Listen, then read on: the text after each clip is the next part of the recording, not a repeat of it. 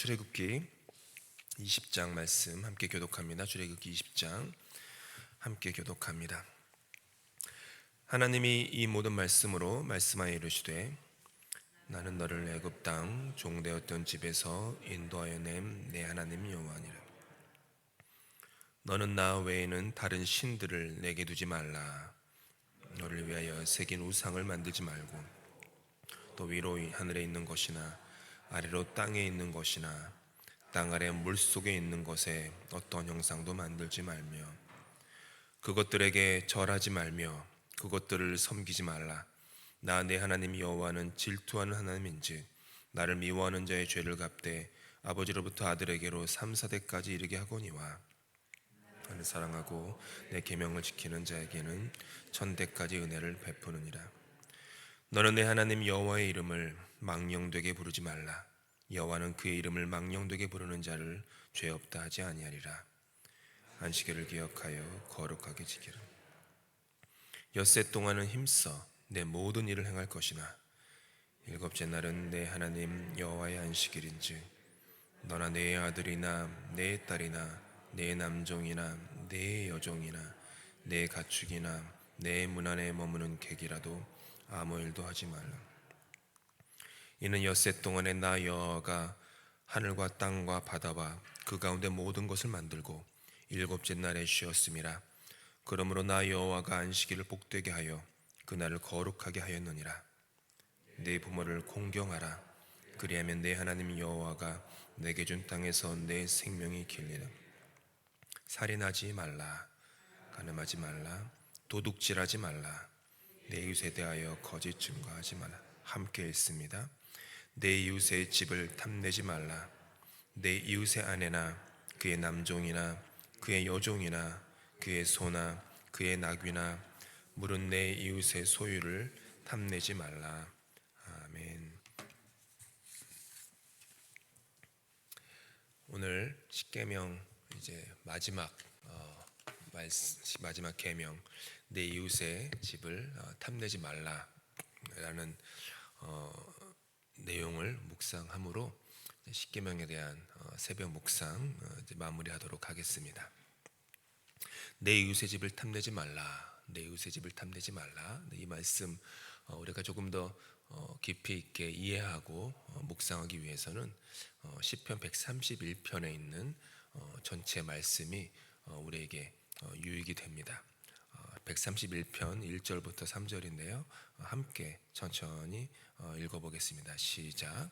주님, 이제 내가 교만한 마음을 버렸습니다. 오만한 길에서 돌아섰습니다.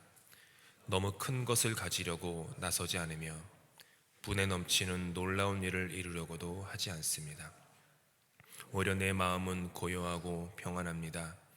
젖된 아이가 어머니 품에 안겨 있듯이 내 영혼도 젖된 아이와 같습니다. 이스라엘아, 이제부터 영원히 오직 주님만을 의지하여라. 결국 모든 문제는 내가 여호와를 의지하느냐, 의지하지 않느냐, 거기로 귀결됩니다.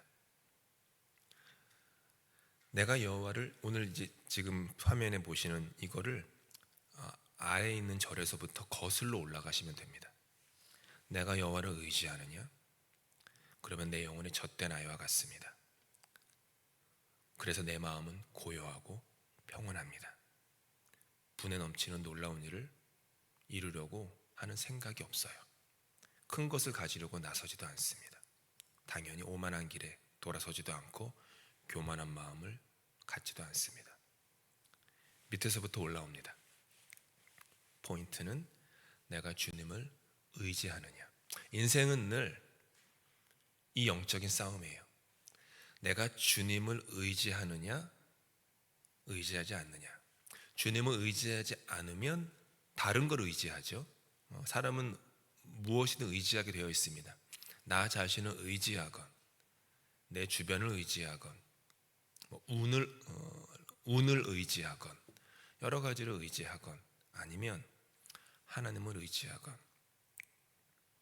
교만한 마음이 우리 안에 생기는 것은 하나님을 의지하지 않을 때입니다. 그러면 오만한 길에 들어섭니다.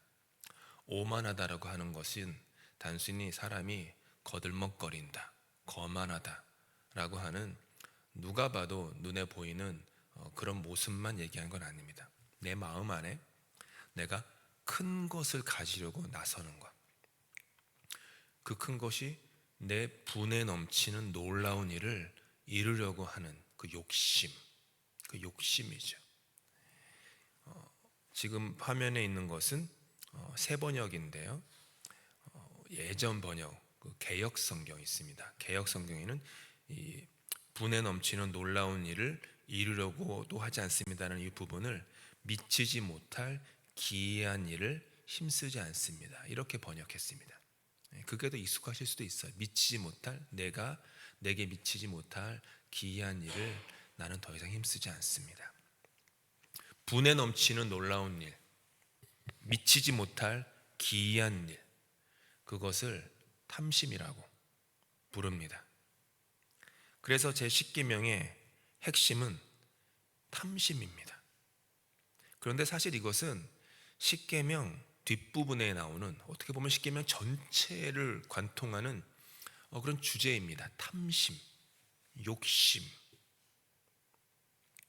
탐심이 살인을, 탐심이 간음을, 탐심이 도둑질을, 탐심이 이웃에 대하여 거짓 증거하게 합니다. 다 탐심에서 옵니다. 탐심의 힘은 강력합니다. 탐심의 힘은 강력하기 때문에 그것이 하는 일은 영혼의 눈을 멀게 하는 것입니다. 내 영혼의 눈을 멀게 하면 어떤 일이 벌어지냐 하면, 내 삶을 둘러싼 소중한 가치들을 볼 수 없는 영혼의 장님으로 만들어 버립니다. 그게 탐심이 하는 일이에요. 탐심이 스며들어와서 탐심이 점점점 성장해서 탐심이 나를 집어삼키면 내 주변의 것들이 좋지가 않습니다. 내 아내가 만족스럽지 않습니다. 내 남편이 만족스럽지 않습니다. 내 자녀들 당연히 만족스럽지 않습니다. 내 부모에 대한 원망이 올라옵니다. 과거에 했던 상처되는 것들만 다 리스트로 쭉 나옵니다. 교회도 마음에 들지 않습니다. 구역원도 마음에 들지 않고, 목사도 마음에 들지 않고, 목사는 성도가 마음에 들지 않습니다. 세상이 마음에 들지 않습니다. 이놈의 세상, 이게 뭔가 이런 생각 들고 그렇습니다. 가지고 있어도요, 또 근심하게 합니다. 가지고 있어서 근심합니다. 없어서 근심하는 게 아닙니다. 대부분의 경우는 가지고 있어도 근심합니다. 예수님께서 어리석은 그 부자에 대해서 얘기하지 않습니까? 내가 이렇게 잘 돼가지고 너무 사업이 잘 된 거예요. 그러다 보니까 창고 하나를 더 지어야겠다. 창고 하나를 더 지어가지고 거기다 꽉꽉 채워놓고, 이제 내가 안심된다. 나 이제 내 인생 이제 보장됐다. 나의 앞으로의 삶이 이제 안전하다. 그런데 예수님이 뭐라고 합니까? 어리석은 자요라고 하지 않습니까? 어리석은 자요, 오늘 밤 내가 너의 영혼을 취하면 너의 그 모든 것들, 너가 이렇게 안전하게 여기던 모든 것들이 누구의 것이 되겠느냐? 지금에 대해서 자족하지 못합니다. 이스라엘 백성들이 늘 그럽니다. 하나님께서 이스라엘 백성들을 사랑하셔서 애굽에서 나오게 하셨습니다. 종된 삶에서 자유의 삶으로 바꾸신 것입니다. 그런데 그들은 애굽의 과거를 그리워합니다. 가나안의 미래를 두려워합니다. 탐심이 하는 것이 그런 것이에요. 그래서 하는 게 비교가 올라옵니다. 탐심은 언제나 비교를 갖고 와요. 하나님께서 종된 이스라엘을 자유케 하심으로 말미암아 광야로 인도하셨는데도 그들은 애굽의 시절을 더 그리워합니다. 광야에서 자유라는 것을 누리는 것보다는 노예살이 하면서 고기 굽던 시절이 더 좋다라고 하면서 그 시절을 더 그리워합니다. 그리고 미래에 대해서는 또 비교하면서 두려워합니다. 가나안 사람들을 보니까 거인들인데 그들에 비하면 우리가 메뚜기다, 초라하다. 탐심은 비교를 일으키고 비교는 인생을 망가뜨립니다. 자녀를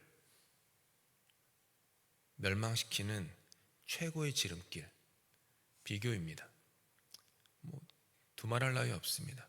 비교하면 자녀는 망가집니다.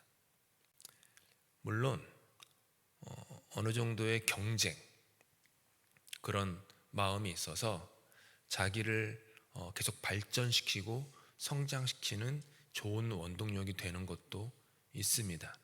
근데 그게 종이 한 장 차이예요. 그렇게 선하고 좋은 어떤 경쟁력, 경쟁심 같은 것들과 비교와 탐심이요, 어떻게 보면 거의 구별이 안 갈 정도로 종이 한 장 차이로 갈라집니다. 탐심의 열매인 비교를 함으로 말미암아 나 스스로도 망가뜨리고 내 이웃의 소중한 가치를 못 보게 됩니다. 내 이웃의 집을 탐하지 말라. 내 이웃의 집을 탐하지 말라. 이것은 이웃의 것을 탐하지 말라는 것이죠. 그래서 뒷부분에 십계명 10번째 계명 뒷부분에도 내 이웃의 아내나 그의 남종이나 여종이나 그의 소나 나귀나 무릇 이웃의 소유라고 합니다. 그 당시에 이웃이 가졌던 모든 소유물의 전부죠. 지금으로 하면 이웃에 사는 집, 이웃이 몰고 다니는 자동차, 자녀가 어디 돼 있고 등등등 그런 것들이죠. 그리고 하나님은 이웃의 것을 탐내는 것이 죄다라고 합니다. 그게 죄악이라고 하는 거예요. 보다 좀 정확하게 말하자면 이웃의 것을 탐내는 것은 너의 삶을 불행하게 한다. 제가 전에도 십계명 시작할 때도 말씀드렸지만 십계명은 우리를 옥죄는 것이 아니라 십계명은 하나님이 우리를 자유케 하시려고, 우리를 행복하게 하시려고, 다른 말로 우리를 복주시려고 주신 말씀이에요. 십계명은 가두려고 하신 말씀이 아니라 그냥 복주시려고 하는 거예요. 그러면 그 이웃의 것을 탐내지 말라라는 것은 이웃의 것을 탐내면 너의 삶이 불행해진다, 너의 삶이 복되지가 않아진다, 소용없다, 그렇게 하지 말아라 라고 하는 하나님의 따뜻하고 친절한 권면도 됩니다. 내게 주어진 삶이 부족하게 느껴지니 이웃의 것을 탐합니다. 적극적으로 훔치려는 마음은 아니더라도 비교하는 마음이 든다는 것입니다. 결국 이 문제는 나의 신앙의 문제로 귀결됩니다. 내가 하나님을 신뢰하느냐 신뢰하지 않느냐라는 문제입니다. 내가 여호와 하나님 한 분만으로 만족하느냐라는 거예요. 여호와 하나님이 액세서리로 있어서 좋다라는 게 아니라 다른 것 다 없어도 여호와 하나님 한 분만으로 내가 만족하느냐, 그 질문인 거예요. 찬양 우리 한 것처럼 여호와는 나의 목자시니 내게 부족함이 없으리로다라는 고백이 그냥 하나님을 향한 립 서비스인지 아니면 내 마음의 깊은 곳에서 우러나오는 진심 어린 고백인지 그것에 있다라는 거죠. 내가 진심으로 여호와 하나님 주님 한 분만으로 내가 만족합니다 라고 하면 탐심이 자리할 틈이 없습니다. 탐심은 바꿔 말하면 이런 거예요. 하나님한테 탐심은 선포하는 거예요. 하나님, 당신은 저에게 더 이상 충분하지 않습니다. 하나님은 제 삶을 돌보고 있지 않습니다. 하나님, 그러니까 제 삶을 제가 원하는 방식으로 제 힘으로 꾸려 나가겠습니다. 이런 거예요. 탐심이 들면 그래서 자꾸 기웃거립니다. 기웃거려요. 예전에는 지금 성경이 쓰여진 이 시대에는 기웃거리는 유혹이 지금에 비해서는 첨예하게 덜했던 걸로 예상은 해요. 지금은 매체가 발달되어 있지 않습니까? 조금만 손가락 몇 번만 누르면 탐심을 일으킬 만한 것들에 대한 액세스가 너무 좋아요. 유튜브를 봐도 되고, 페이스북을 봐도 되고, 카톡을 들여다봐도 되고, 인터넷 들여다보면 되고, 들여다보기가 너무 쉽습니다. 자꾸 기웃기웃 거립니다. 탐심에서 나눕니다. 탐심이 막 있으면 옆에 교회를 기웃기웃 거립니다. 자꾸 들여다봐요. 끝났는데 거기 무슨 일 벌어지고 있나? 어떻구나. 돈이 얼마다, 사람이 얼마다. 필요 없는 겁니다. 탐심이 나면 자꾸 찾아요. 그 사람 어떻게 살고 있나? 페이스북 같은 거 있으면 보면 나오잖아요. 자꾸 봅니다. 기웃기웃 거립니다. 훔쳐봅니다. 도둑질하는 것처럼 훔쳐봐요. 몰래 계속. 보기 너무 쉽지 않습니까? 요즘은 그런 것들이. 근데 그런 것들이 이렇게 탐심으로 말미암은, 또 비교로 말미암은 도둑질이라는 것도 모르고 들여다봅니다. 기웃기웃거립니다. 결론은 두 개밖에 나오지 않습니까? 못하면은 나에 대한 우월감이 확 올라오고, 그쪽이 좀 잘 되는 것 같으면 나 자신에 대한 자격지심이 오고, 둘 다 내 영혼을 망치는, 아무짝에도 소용없는 것입니다. 탐심이 그런 거예요. 탐심을 가지면 내가 없는 것, 다른 사람이 가진 것에 대해서는 예민해지고 하나님에 대해서는 둔감해집니다. 오케스트라 감상하시는 적들이 많으시죠? 오케스트라 음악을 제대로 감상하시려면 오케스트라에서 나오는 모든 소리에 민감하게 귀가 열려 있어야 됩니다. 그런데 북소리가 너무 커서 그것으로 인해 다른 사람의 소리가 전혀 들리지 않는다면 그 사람은 오케스트라라고 하는 그 아름다운 조화로운 음악을 감상하지 못하게 됩니다. 탐심은 그런 거예요. 탐심은 내가 욕심내는 그 욕망에만 나의 모든 감각을 집중하게 합니다. 그로 인해서 오케스트라 전체를 둘러싼 사람과 사물과 환경이 가지고 있는 아름다움에 대해서는 눈과 귀가 멀게 됩니다. 인생의 아름다움을 민감한 영적 감각으로 누리지 못하게 되는 것이죠. 창조주 하나님이 저와 여러분을 위해서 펼쳐놓으신 이 아름다운 세계, 그 세계의 아름다움을 느끼실 수 있기를 바랍니다. 느끼십시다.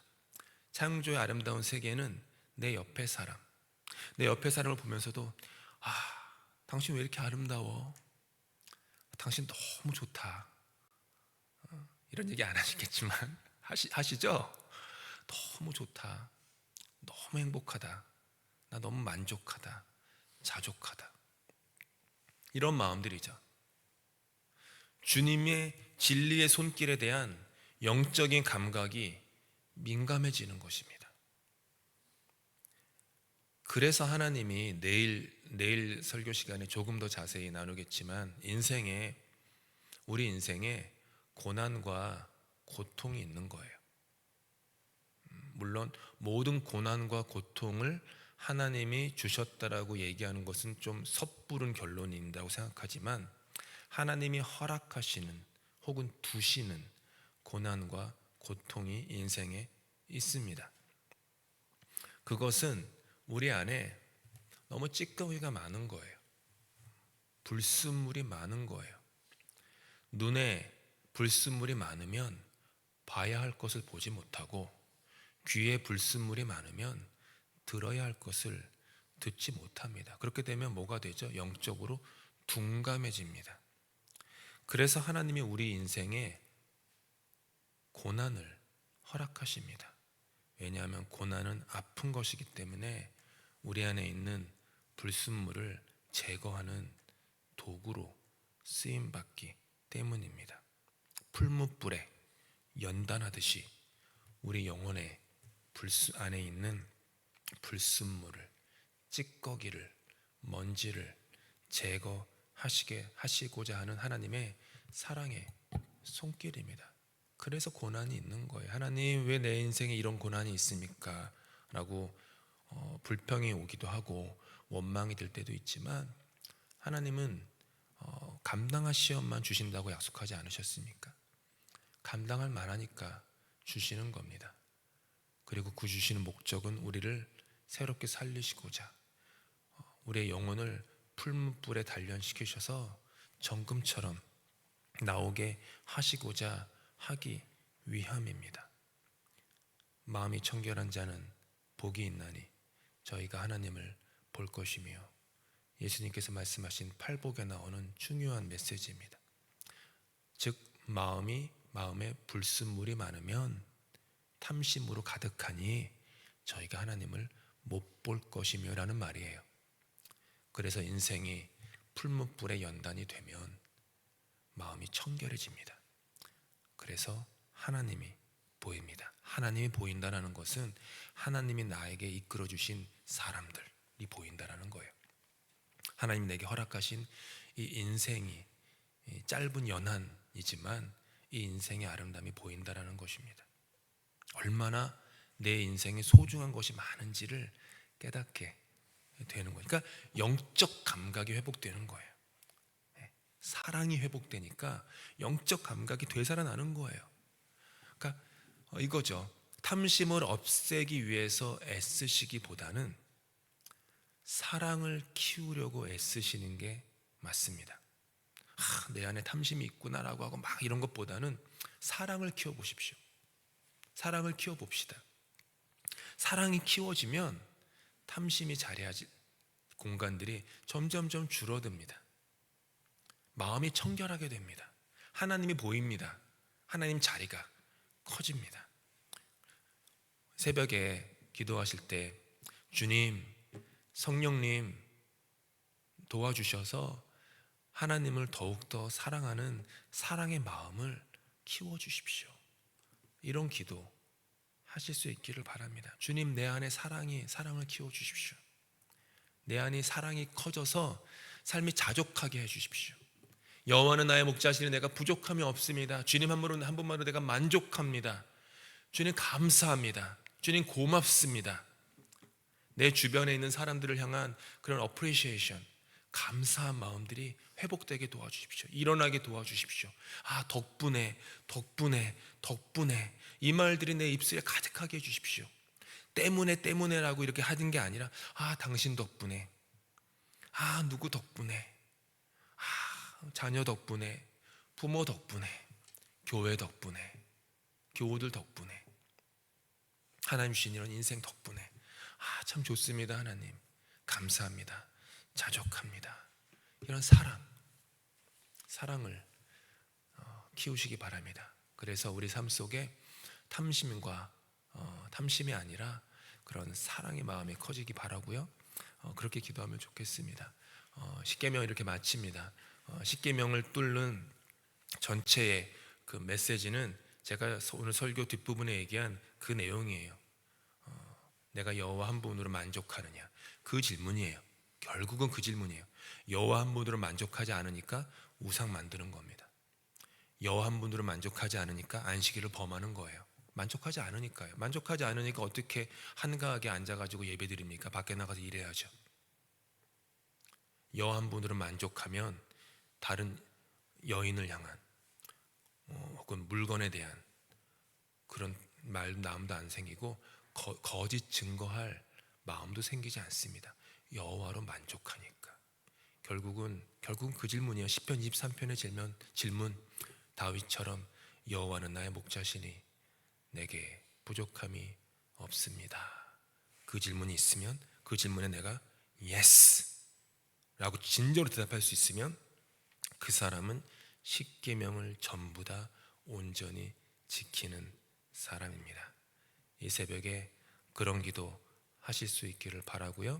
또 기도하시면서 또 서로 구역원들을 위해서도 기도해 주시고, 또 아프신 분들 위해서도 기도해 주시고, 저를 위해서도 기도해 주시고, 또 우리 교회에 필요한 부분들 생각나실 때마다 기도해 주시고, 또 우리 교육부서에 또 좋은 사람 사역자들이 올 수 있도록 또 특별히 좀 기도해 주시고, 교회가 또 작년에 또 감사하게 받은 그 펀딩을 몇 주 전에 신청했는데 4월 달에 결과가 정부로부터 나는데, 그 내용들이 올해도 하나님께서 잘 허락해 주셔서 좋은 여름 프로그램이 진행될 수 있도록 또 기도해 주시고, 제가 기도 제목, 기도 부탁드리면서 제목을 나누는 거예요. 기도해 주시고, 또 오늘 7시 반에 당회가 있는데, 정기 당회가 있는데, 또 당회원 한 분 한 분들 위해서도 기도해 주시고, 섬기시는 모든 분들 위해서도 이 새벽에 간절히 하나님 앞에 기도해 주시면 감사하겠습니다. 함께 기도하시겠습니다. 하나님, 지난 시간 동안 11주 동안 우리가 십계명을 묵상하였습니다. 결국 십계명의 완성은 주님을 향한 우리의 믿음, 우리의 신앙의 귀결됨을 다시 한번 깨닫게 해주시니 감사합니다. 주님 한 분만으로 만족하지 못하였던 지난 날을 회개합니다. 주님 한 분만으로 만족하지 못하고 자꾸 다른 곳, 다른 존재에 손을 뻗고 기웃거렸던 우리의 부족한 마음을 주님 용서하여 주시옵소서. 주님, 우리 마음 깊은 곳에서부터 진정한 신앙의 고백이 되살아나게 하여 주옵소서. 여호와는 나의 목자시니 내게 부족함이 없습니다.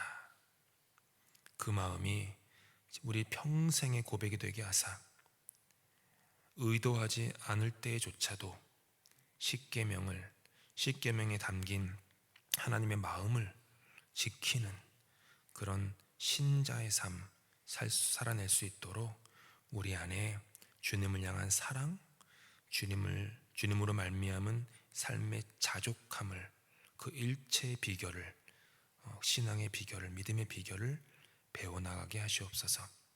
주님께서 가르치는 기도로 예배 마칩니다. 하늘에 계신 우리 아버지, 아버지의 이름을 거룩하게 하시며 아버지의 나라가 오게 하시며 아버지의 뜻이 하늘에서와 같이 땅에서도 이루어지게 하소서. 오늘 우리에게 일용할 양식을 주시고 우리가 우리에게 잘못한 사람을 용서하여 준 것 같이 우리 죄를 용서하여 주시고 우리를 시험에 빠지지 않게 하시고 악에서 구하소서. 나라와 권능과 영광이 영원히 아버지의 것입니다.